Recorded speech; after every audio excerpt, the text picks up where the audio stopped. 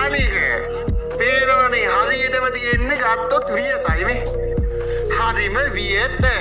මේ වියත. මේක ඒකට මේ. තොර හිටපන් මේ. තව කාලක් මදි. ඒ කියන්නේ මේක මචං 3 කාල. ඔන්න සයිස් එක. ඕම් බලා ගන්න. බිල්ලයි සයිස් එක හදලා දීලා.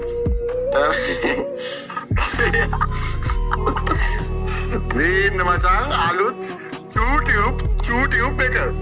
හරි. ඕක පරණ. හරි පරණ එක තමයි පෙන්නන්නේ මුලින්. මේ තියෙන අලුත් එක. බිල්ල මේ හදන්න කලින් ඈ? හදන්න කලින් දිග හැවනේ ඕක කීවේ.